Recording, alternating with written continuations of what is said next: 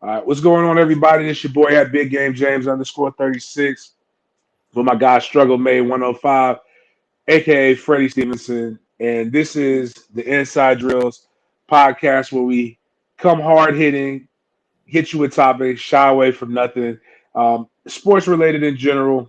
Though we are both alums of Florida State, of the Florida State University, so we will talk about things that come up in that world or things that come up in general. One of the more pressing things that happened at FSU as of late is that that last second that right before overtime, like no, we didn't go in overtime, excuse me, that last second can we call it even a Hail Mary because he didn't throw it out the back of the end zone. They weren't in prevent defense. It was just a Yeah, it was a catch and that would caught me off guard. I remember telling you I fell asleep at that moment, and I came back and looked at the game. I'm thinking we lost on a red zone play. When I saw that, I was shocked. I was like, "What? I don't know what was going on defensively. That man is crazy." But but so of that, and I kind of titled this "Get Your FSU House in Order." All kinds of things have kind of sprung from this. Twitter has absolutely lost their mind. The fan base has absolutely lost their collective minds. Everybody is like just bugging right now. So, um, did you actually go back and watch the whole game, or did you just say like, you know what? Let me just yeah, I'm it was gonna one of them games. vote. I watched a bit of it, but I couldn't put myself through watching that. Just while I was watching through the third from the first through the third quarter, it was just one of those games that was sickening. Even that while we were winning, I was like, man, this ain't Florida State football. So my thing is, how are we gonna get back to that? Because after that first week, even though we lost, we left that week being optimistic about the team. So how do we get back to where the feeling that we had after the first week, even though we lost, you don't want to lose. The standard is the standard. You want to win, but it looked like we were taking steps in the right direction.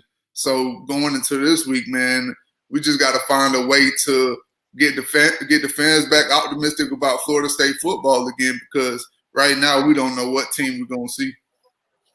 And rightfully so. One of the biggest drawbacks has been lack of consistency. Like going back all the way to Jimbo's last season. It's just been year after year. You see guys play up, you see them play down to the level of the competition, and not really know what it is. Jacksonville State, every time they've played us, has played us really, really tough. Even Sanford came in and put with under Taggart and damn near beat us as well. It's a lot of things and a lot of things that are going on that um just I don't know, man. Like you said, what team are you going to get? What are the expectations? Really, at this point, what is the standard? Is the standard has the standard truly changed?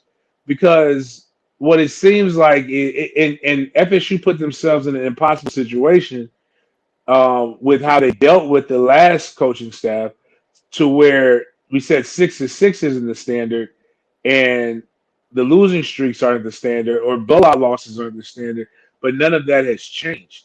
And a lot of the similarities, Willie Taggart inherited a 7-6 ball club because I believe Odell was 2-0 at the end.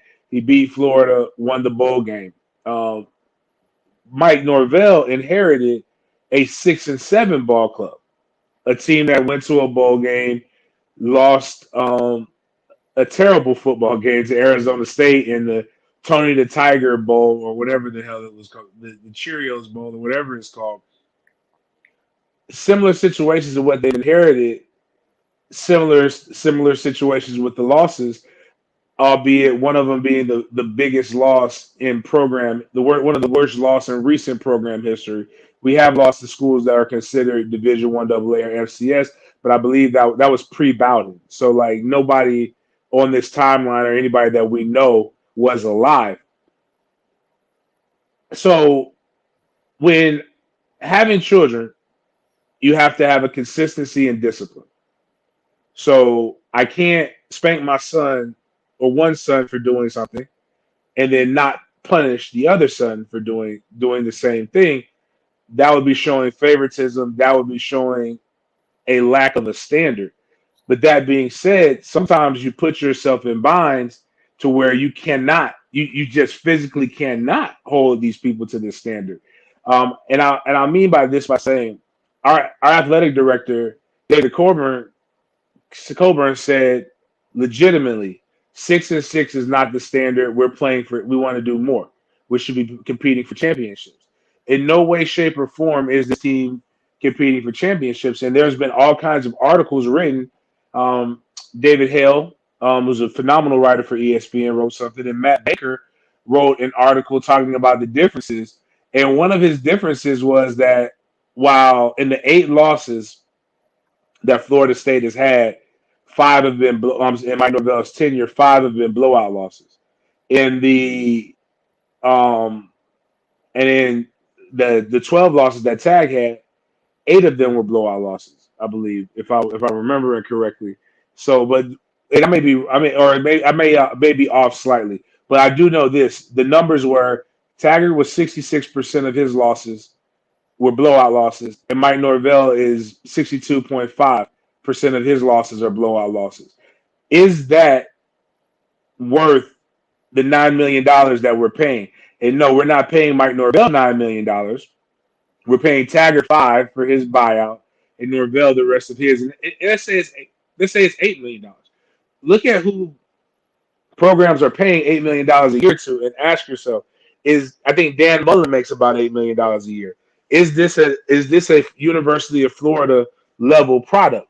And I think that's something that unfair or not fair to Mike Norvell. That's what he's judged on if you're looking at it from a fiscal and a physical wins and losses point of view. We've been out physical. And where we go from here is as a program, we need to truly ask ourselves, what are we and what are our expectations? Because I'm doubling down because at the end of the day, Mike Norvell is our coach until he's no longer our coach. Has nothing to do with like or dislike. I happen to like Mike, but he is my coach for my alma mater. I want to make sure we equip him with the tools to make sure that he can do whatever he needs to do to be able to get us out of this hole. And I back that wholeheartedly, even though I will continue to critique the play on the field. But I'll also have my ass in the stands when we play Louisville 3:30 next week. I'm gonna be there. I'm gonna be there too. Like you said, I'm right there with you, man. He's a coach of the program, but as people that laid it on the line, like shoot, we got the credentials of if nothing else to speak on this, and like we want to make sure the program is living up to that standard. It's no hard feelings towards anybody, but it's just a certain standard you got to play with when you're a prestigious university like Florida State. So holding them to that standard each and every week, that's what comes with it. And when you come and play at Florida State University as a player, it's a privilege to wear that uniform, to wear that spear on your helmet. And if you don't go out there with the right mentality each and every week, you're gonna get performances like you had, because down or not, everybody still looks at Florida State University as Florida State University, and they coming to punch you in the mouth. So on Saturday against Wake Forest, you got to see a different team.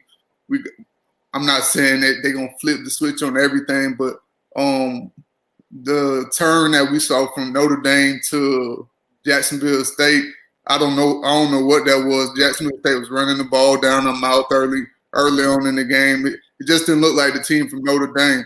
So was it the team that got a little too high on themselves? I don't know, but I don't buy that excuse, because the team the week before was physical. They were fired up for the game, and the team the following week was soft. So what happened? That's something they got to figure out going into this game, and we gotta get it done, and the coaches got to find a way to motivate the players or find guys that they're gonna get it done Saturday afternoon. A lot of it comes from an internal leadership structure. Like, who are the leaders on this team? And that's the only way you don't have those lows after Notre Dame going into the Jacksonville States of the world. Uh, it's just period. Like, I mean, who are they following? And I think one of the things, and it's not even necessarily a quarterback controversy. I guess it is. But if Mackenzie Milton is your guy, make him your guy, and you can still rotate people, but make it a clear, which I think he did this week. There is no or. Mackenzie Milton is the starting quarterback, but the quarterback has to feel, and the players have to feel that the calls are going in the direction. And I think it does. And I'm saying that, but at the end of the day, it also doesn't matter. The play call is the play call. Every offensive play is designed to score.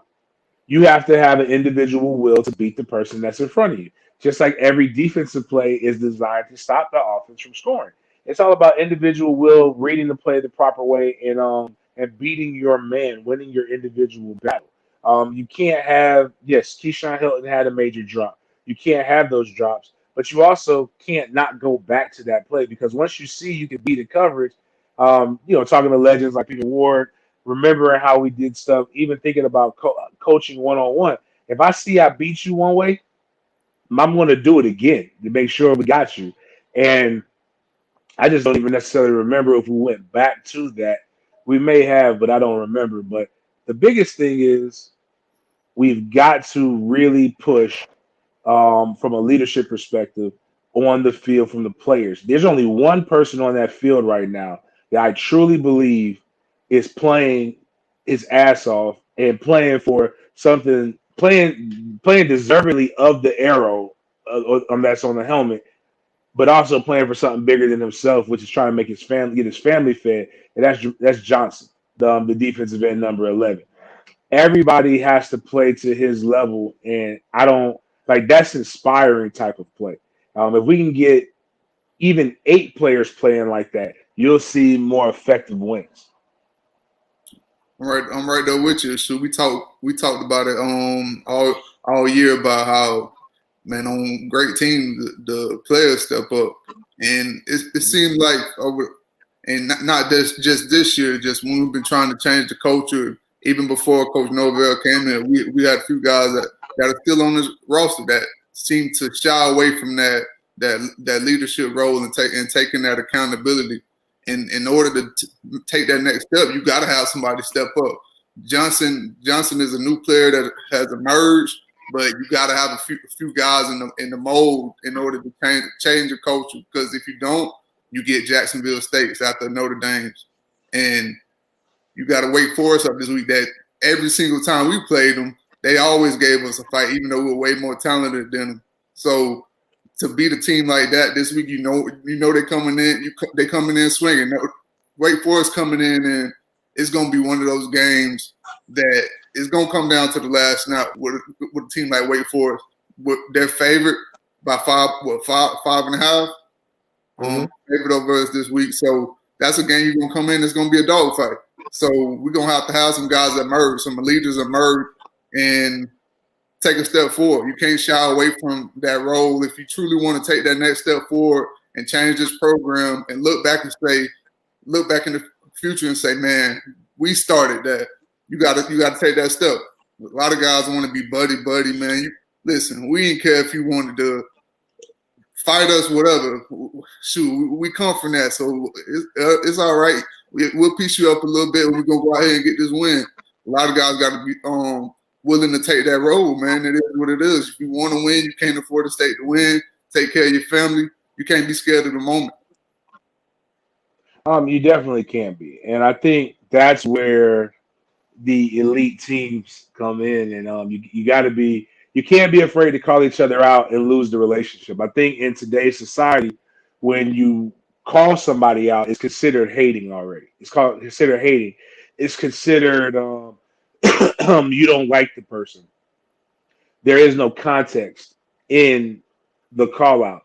And I want to, shift it from the last loss, and we'll go back into the Wake Forest and maybe some keys to go into it.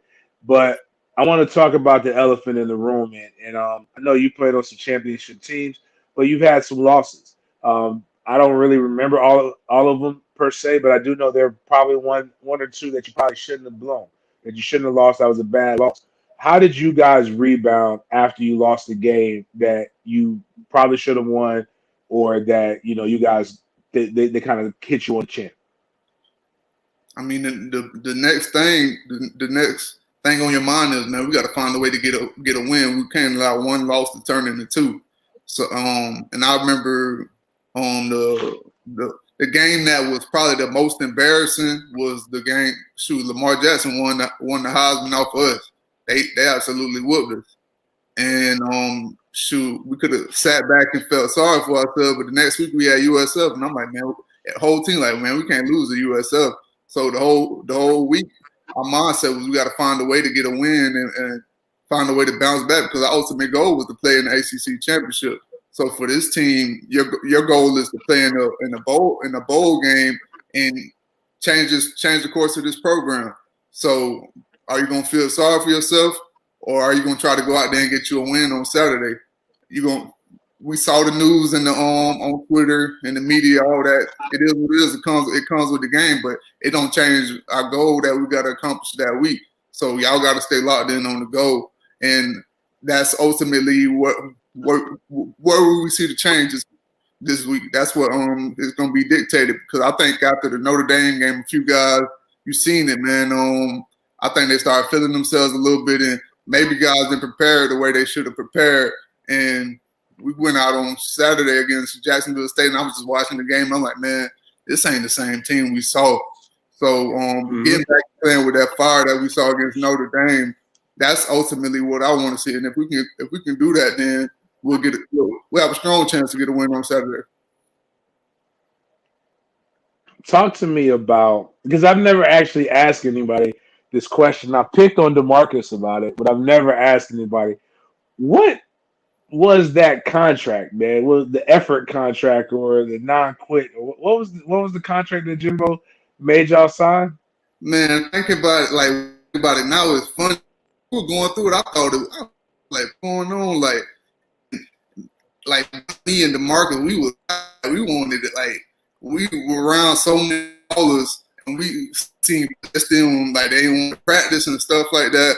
And yeah, man, they had us an effort contract. I remember we had a whole scenario where they had, what is it, the Wizard of Oz. They had us like they put out a little like fake ass Wizard of Oz, follow the yellow big brick road thing, like to let guys know, like, yeah, like, because guys really, like, we had some guys that were mentally weak on the team. And I remember walking out to practice in camp, and they had that BS walking out to practice. And I'm like, bro, D-Wall, you see what we got going on? Just to get some dudes to practice. They didn't want to practice in camp. And I was like, bro, it's going to be a tough year, man. Like, we got some soft dudes on this team. But, man, fighting through that, when you talk about a challenge, and this is what I tell people, I was like, man, we kind of seen, like, the culture kind of dying when we were heading out. And it was bad. But, yeah, man, the whole contract and the effort stuff, that was for the soft ass players. That one for us. Right. No, it's just I remember hearing that, and I'm like, what the fuck is going on with these guys? What do you mean? And it goes to this thing that I always talk about, and you see people write about it, right? Buy-in, culture, this, and I'm of the ilk, or the idea, the mindset that buy-in is bullshit. And bad culture is bullshit. And this is the reason why I say that. Name me a really bad team that has good culture.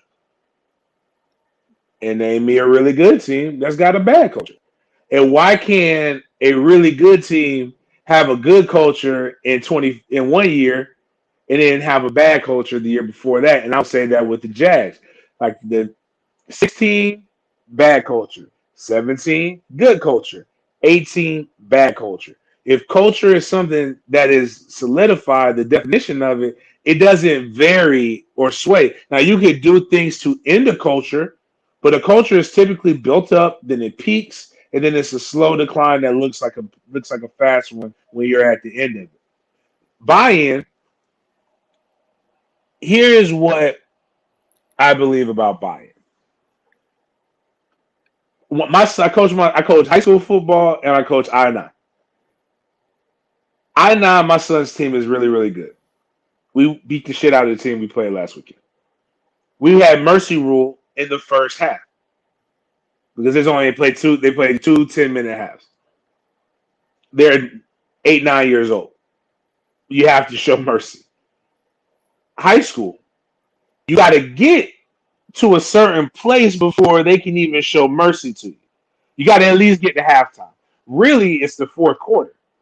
You got to petition to get mercy in the third quarter. Baseball in high school, you got to get to the fifth inning before the mercy rule kicks in. Ain't no mercy rule in college. Ain't no mercy rule in the pros.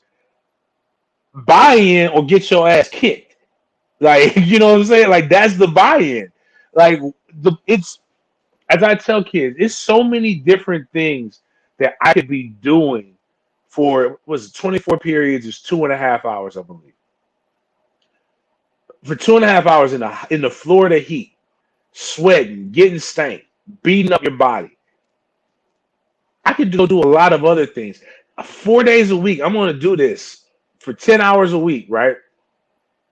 To play a game for 4 or 5, to just sit there and be beaten like a drum. Where's the fun in that? Buy-in means somebody got to pay for me doing this 10 hours beating up on myself, right? That's what I would think. Buy-in should come naturally. Or you don't go to Florida State. You go to Florida. Like, let's be real. They're student athletes and whatever, and with the NIL, it's getting a little more money. But here's the thing. I can't speak for you, Freddie. I can speak for myself. I didn't go to Florida State for academics. I went to Florida State because I wanted to have the best chance to be able to go to the NFL. Academics was a byproduct of that because I had to go to school in order to be able to be academically qualified. But that's why I went. If I went for just the college experience, I could have went to FAMU. No offense to FAMU or any HBCU, but I could have just went there, had a ball, joined a frat, did some other shit. The buy-in should be there on National Signing Day. It wasn't dictated by Bobby Bowden. Love the old man. It wasn't dictated by my position coach. They were in a position that I wanted to be able to take care and provide for my family. That's the buy-in, is that you went to the school to put yourself in a position to be able to take care of your family. You know who I know is bought in? Number 11. He's bought in because the way he plays. I don't know if everybody else is bought in. There's no call outs. I don't know if 10 is bought in. And I'm going to tell you why. I don't know if 10 is trying to get the Disney movie or he's trying to win football games, because what I saw against FCS school is not the kid that I saw at UCF or the person that everybody's been bragging about in practices. Because you don't get 133 yards against inferior opponents, no matter how many drop passes there are. It's no domination in all of this. And what I don't like is how pacified see, let me tell you about, I played in the beginning of the lost decade. We won championships in the lost decade, though. We didn't win national championship. That's the only reason they consider it the lost decade.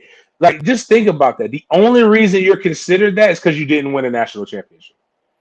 You came close to it, but you did. That's the standard that the fan base used to have. Like I tell people, I was in class when they threw an orange at the back of a football player's head. Damn social media where people can't touch you. Like, they were saying that shit to our face. And all we did was win ACC championships.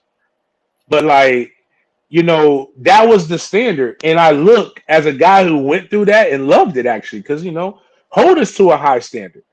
As a guy who went through that, when I see what I see now, like, You don't need to berate and belittle, but you don't have to accept losses.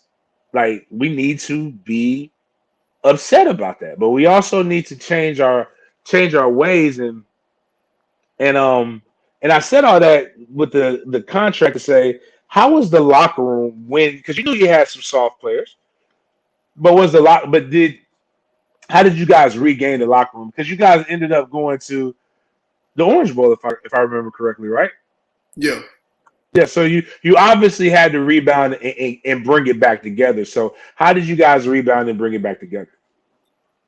I think just over course of the season, I think later that year we lost to Georgia Tech, and then the week after we played Clemson, and Clemson was number one team in the country. And I think the young guys when they seen because I think a lot of them didn't understand how good a team could truly be. And we didn't have a like that year. We didn't have a standout quarterback. We had Sean McGuire come in, and when we came in and we were almost able to pull off the upset over Clemson, I think a lot of the young guys started to believe, and start believing and listening to everything we've been telling them all that time. Like, man, it's a team that has the capabilities of winning the championship. So when we went in and almost won that game, they started buying in, and so you see a lot of the young guys coming to practice with a sense of urgency.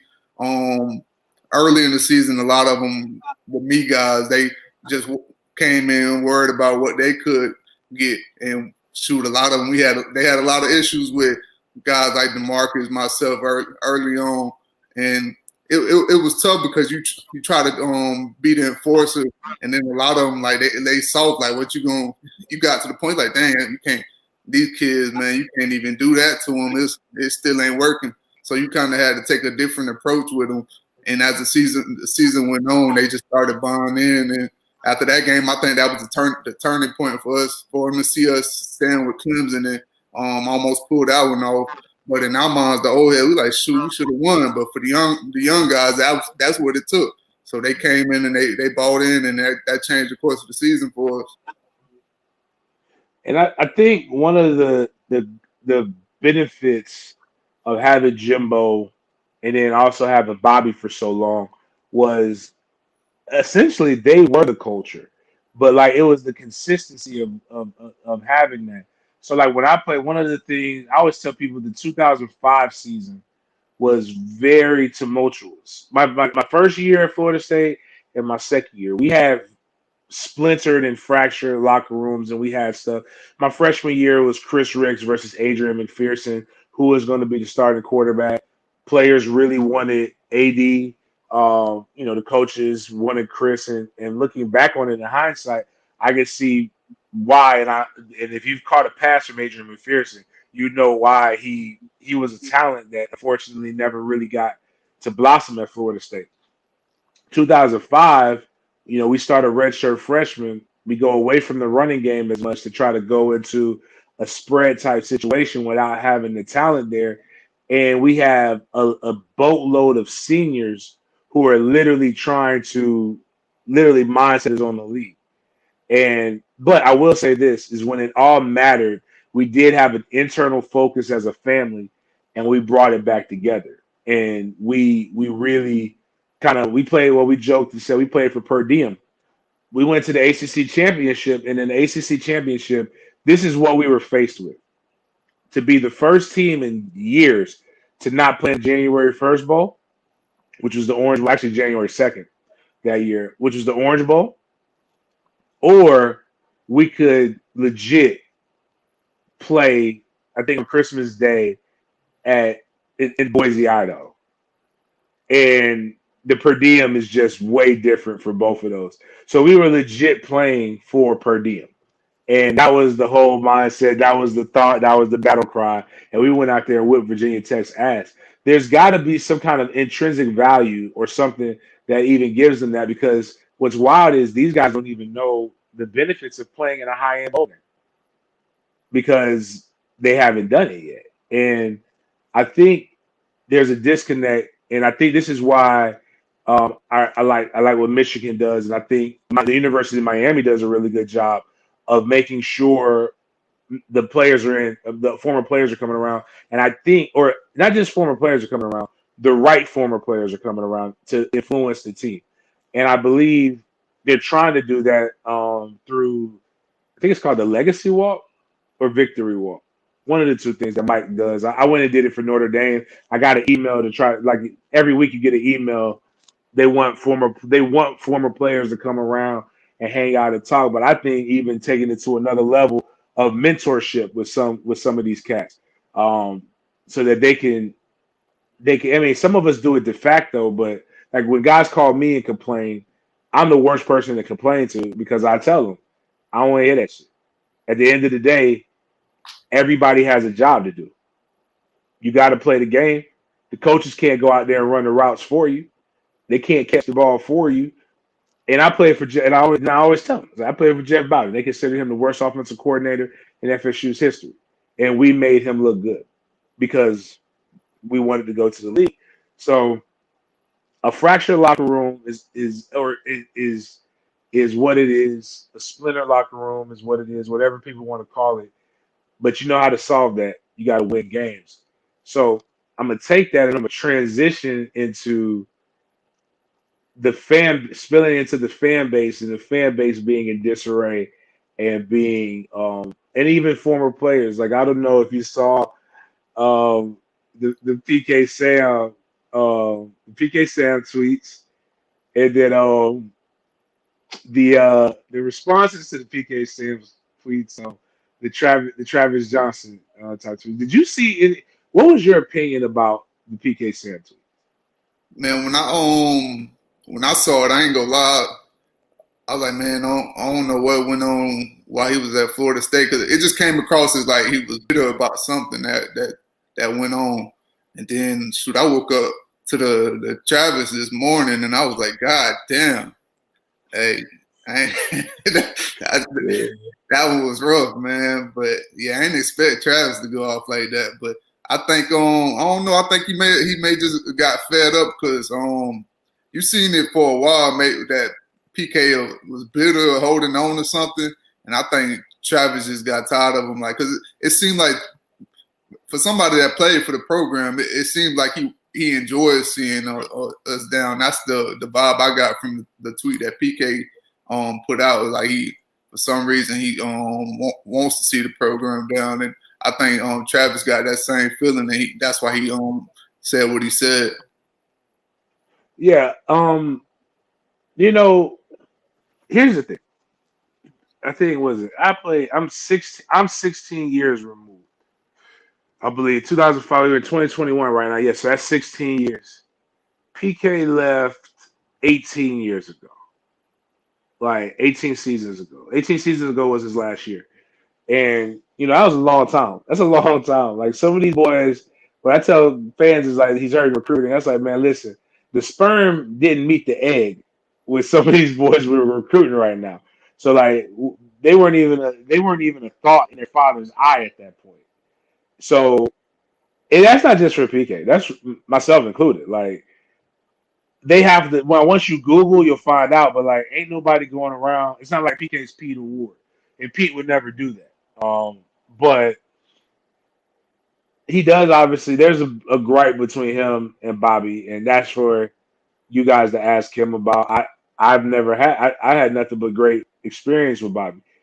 I'll tell you this though, and some people feel the same way about Jimbo, and I'm sure people will feel the same way about Mike Norvell when it's all said and done. When you are in a leadership position, your job is not to focus on the single individual that's around. Your job is to focus on the whole. You've got hundreds of athletes, you've got hundreds of employees, and then their families are affected by everything that it is that you do or say. When you're in that, this is true of anything. Presidents, millions. Governors, millions. Basically, when you're never going to make a decision that's going to make everybody individually happy. And I think with Coach Bowden, what people need to realize is he is beloved. He is the man. He is the GOAT. Not everybody had the best encounter with Coach Bowden. I'm not here to say who and who did and who didn't. But it's impossible to be liked by everyone. Even if you believe in the Bible, Jesus wasn't liked by everyone. Everybody is a villain and a hero in somebody's story. So I'm not here to go into all those things, what happened, because I wasn't there. I don't know what happened. But I do know that PK is the most vocal about it, but that shit happened 18 years ago. Like at a certain point, and that's where Travis is coming into. But Crifonzo Thorpe did not Crifonzo Thorpe, excuse me. Antonio Cromartie did this like 3-4 years ago. Damn near exactly what Trap did is exactly what Cromartie did. Two things about those. One thing about them two individuals is when they got time, damn it, they got time. It's funny, like I wasn't going into it, but what I do, but and I say this in my opinion, I think PK handled it wrong. In particular, when you don't add a recruit, and I think that's also what Travis. For me and Travis talked this morning. It was hilarious. Trap was just like, man, here's the thing. We those colors we wear. He's like, I ain't got no beef. Like, and the people who are there now had nothing to do with anything that happened to us 18 years ago. Mike Norvell didn't do it to you. And Florida State's been good to all of us as a whole. It gave us an opportunity to go try to play a pro career. I'm not going to tell a kid to not come to Florida State because of some shit that happened with people who ain't even involved here anymore. Now, my opinion is this. Like this is gonna happen 3 months from now, I promise you. Because this is what it seems like. Every 3 months, PK gets bored, and then PK puts out a tweet like this, right? And you know what happens every time he does it? He literally gets everybody in their feelings. Like it dominated Twitter. There's articles being written about it.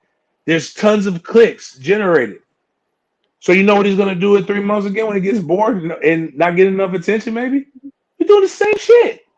And you know what? We're gonna respond the same way until we grow up as a fan base and realize that hey, if you would have ignored it, it doesn't become a story. How many people you think at Travis Hunter on a day? Shoot, hella people. I couldn't even like. Have you ever looked at your notifications and see like a whole bunch of them and be like, man, I'm not finna read all this shit. Yeah, all the time, and I know his junk probably 1,000 times that. That's what I'm saying. Like Travis J didn't even probably didn't. And if he, you know what, in the grand scheme of this, he didn't see it. And if he saw it now, you know why he saw it? Because everybody talked about it. Sometimes you just gotta ignore shit. And then stop picking sides. Because the reality of the situation is this: the Travis thing and the PK thing. Because people were loving PK when he was trashing Taggart. The Travis thing and the PK thing is two brothers fighting. And the one thing I've learned about family business is don't get into somebody's family business because family makes up. And you're on the outside looking in. Now, it shouldn't have spilled out to the timeline on either side. PK shouldn't have talked about, because shambles is a strong word. I'll say disarray, but that happens. We just talked about it with you guys with Louisville, with us with some losses in 05. It happens with teams. That shit can come back. And that's not a lot. It's common sense, actually. You don't even have to have a source. Like, you lost to Jacksonville State. If everybody's all smiles and Hallmark cards, after that, then I got issue with that, you know? But, like, you saw two guys argue who have done something for the program. And PK has a right to be critical, but I do think we truly crossed the line. And I kind of see what people are saying. But I do think some of it comes from a feel-good place. Because PK was at Notre Dame, the Notre Dame game. Like, he's not shying away from the stadium. And this fan thing where you guys believe that you have the power to stop a player from coming, you don't. And the other part of it is, like, I know some of y'all responses the last time, it wasn't necessarily, I want to any former players invited to my tailgate. PK came through the tailgate and he did not get thrown off the top of lot 19. So stop with the responses and stuff like that, because the reality is if you're willing to go to jail because somebody said something that you didn't like about your hobby, which is your favorite football team, you have major issues. And because personally, and this is why I feel the way I feel. Maybe it was the death, close to death thing. Ain't none of this shit affect me personally. If Travis Hunter decommits from Florida State, I'm gonna be okay. But two, if he decommits from Florida State because PK added him, he was probably on the verge of decommitting because we lost to Jacksonville State. That's just my personal opinion.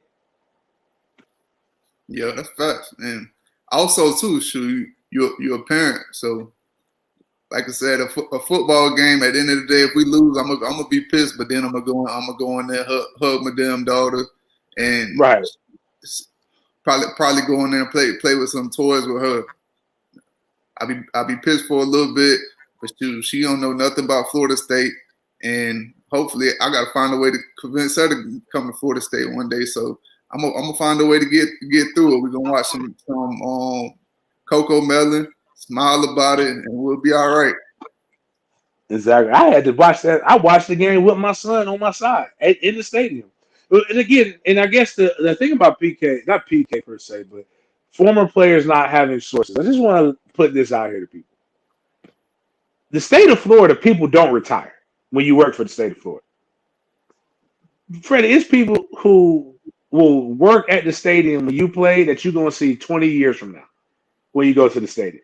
There's cats working security at the stadium that were there when I was there. There's people in compliance that were there when I was there. There are people in academic resources. Then play to think that a player, especially when they come back home and they get to talking to people and you reconnect with folks, doesn't have a source just because you don't like what the person said is asinine. And I think if you really want to know what recruits, I'm gonna be honest with you, as a guy who does coach high school kids, as a guy who's trained them and seen stuff, if you really want, like, I'm gonna give you the game. They really watch how you respond to former players more than anything else because the idea is to go play a game, go to the NFL, or to be able to make a livelihood after. It would have been better to have ignored the whole situation than to just go and attack. Because what it always seems like with our fan base is we attack former players who say things that we don't like, or we hold them to a standard that we don't hold anybody else to that has no what do you call it? No skin in the game. Because no matter what happens, I mean, for example, people were telling me that I don't like Mike Norvell because I was critical of 3-6. And that's not the case. Like, and then like he's not gonna get this, he just lost his access. But shit, I can walk anywhere around that stadium that I want to. Like, you know why? Because I earned it. I scored in both those end zones. I bled and I sweat on that field. And the same thing happened. Like, there's nobody that can take PK's access. There's nobody that can take Trap's access. The only way they could do that is if they, they actually do something that's really truly threatening to it. But I will say this as a PSA, as former players, if we can all come to an agreement, no matter how you feel about the program, let's not try to deter young men from coming and making the program good. Because I would like my son to become an FSU fan, even though he did have a ball, like walking around the state. He walked around like he owned that bitch, so it was kind of cool. You'll enjoy that when when your daughter gets a little older. I can't wait to take Killer to his first game because he'll be 3 in October. So we're gonna take him to one and let him experience life. Because Trey thought he was he got him a little Powerade and he thought he was on a little official visit. And it is cool. It is cool. So so what are your feelings about Wake Forest heading into this game? Wait for it. It's always one of those weeks, man. I just think back to when I played, man. I think we had the first year, 2 years we dominated Wake Forest, and I think my junior season we beat them, but we didn't dominate them. But they're always one of those teams that's pretty tough, and they gonna fight for 4 quarters. I think that the junior year we jumped out on them, and that's the game Dalvin had that big run. But then we found ourselves in a fight late in the game, and I think that's the play they called the hit on Reggie, and he got kicked out of the game. But they one of those teams, man. If you can't give them no life, if you get up on them, you gotta absolutely step on their neck, and you can't let them breathe. Because Wake Forest, they not a team that's they used to losing, so getting up on them ain't finna change the fact that they coming at you. So and they're a team that they hate Florida State. They were known for what's the big win a few years back when they beat Florida State. Y'all did a 0, all black, unconquered. The unveiling of the unconquered uniform, if I remember correctly. Man, and so Florida State is one of those games for Wake Forest. They don't care if we lost all our games that year. They do not care. Florida State means a lot to Wake Forest. So they gonna come out there fighting, and they've always been one of those teams that no matter who the coach is, they always coach to fight hard, and he has them ready for the Florida State week. So it's one of those weeks that if our team, their mindset isn't right, it absolutely scares me with Wake Forest. So we definitely got to have the right mindset going into this week, especially. Yeah, traditionally they don't have the athletes that we have. They're highly intelligent, very smart kids, and but they're not like Duke where it's real cerebral guys. This one, these guys actually kind of can play ball a little bit. It's a weird stadium, weird atmosphere. Riley Durham, I think it's so. I don't know if you guys stayed at that Marriott or always flew into that. We stayed in the same hotel for Wake Forest, Duke, and was it North Carolina? Yeah, I think It's it's just we fly into Riley Durham, and it's this one Marriott hotel that we stayed in, and it's ugly, it's dreary, it's not fun, it looks boring, and you got to go out there and you got to compete. And I think this is a team that's scrambling for an identity, and they've got to actually impose their will out the gate. And I think what messed up with Jacksonville State was that they never established dominance. And at this point, you're better. And then they kind of just felt like, oh, these guys are inferior. Well, Wake Forest is a little bit better. They're going to play a little bit differently, but they've got to come out the gate and just really, truly just establish that they're the best. And I think this is a team that not just playing for per diem, but has some guys that have to wake up and ask themselves, do I want to play football outside of college, or how do I want to be remembered? Right now, you're remembered as the team that had the worst loss, but you could win 6 games this year, string them together, and people will always remember that, but it won't sting as bad because what they really remember is the last couple years we haven't really made it to a bowl game of note. So you really got to go out there and fight for your name, the name on the back of your jersey, and fight for the name on the front of your jersey. And the coaches have to keep coaching them to the standard that they know. I mean, these guys, like Coach Duke, Ron Duke is a former Nole, part of the dynasty period. He knows what he's looking for. He knows what to expect, and he knows how to get them there. Coach Woodson has coached Power 5 before. Hell of a recruiter, knows what it is. Coach Johnson, he knows he's one of the best high school coaches that was in Louisiana, coaching at St. Aug, a powerhouse. And, obviously coaching in Power 5 schools as well. He knows what it is. And Coach Norvell understands adversity and understands putting these guys through it. So they've got to kind of come back and get this thing in line. And then we as fans have to have the energy that we have when anybody attacks us online, like the imaginary energy. We've got to translate that into physical energy, like that physical energy of coming into a stadium that is going to be packed, relatively speaking, week in and week out is epic, and And if we can show that, no matter what the outcome of the season, if we can be consistent week in and week out and feeling dope, a recruit's going to come in and be like, you know what? I can only imagine when I turn this shit around what it's going to sound like. Because Notre Dame was electric. Jacksonville State wasn't bad. It just was. I get it. It's tough to turn around multiple games like that. But we got to make sure against Louisville we're in there. And again, let your energy um, match it. So I think I actually think them boys go in and win. I think Crazy. pull one out. I just think, I don't know, got caught up after the Notre Dame game. I think that we see a lot more fight out of the team on Saturday and we get a win. But hey, like, it ain't up to us. So we'll see on Saturday.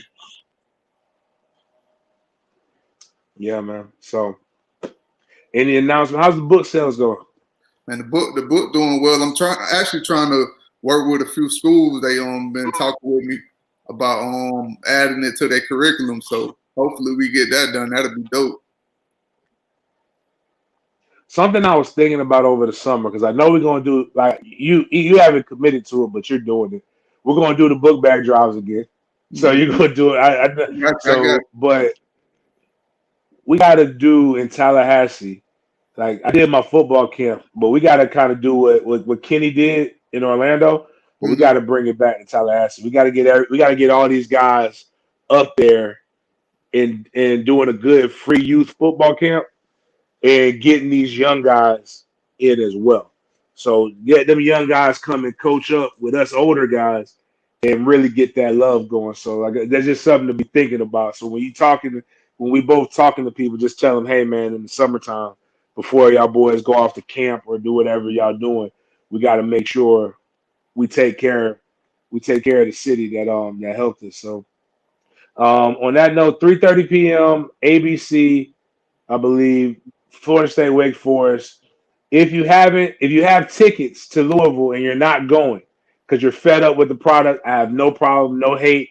Transfer them bad boys to me. I know there's some youth and some families in Tallahassee who really, really want to experience dope for the first time. Also, if the tickets are that the boosters are selling, I wish they can give me a better deal because I know it ain't gonna be sold out. But it's $30 a ticket. If you go to @BigGameJames_36, see my pinned tweet. You can see all the different ways that you can donate funds or you can donate tickets. If you can't come, let's put other butts in the seats at dope. We gave away 300 tickets to the Jacksonville State game. I'm not asking for that to meet that number, but at least I want to be able to get 100.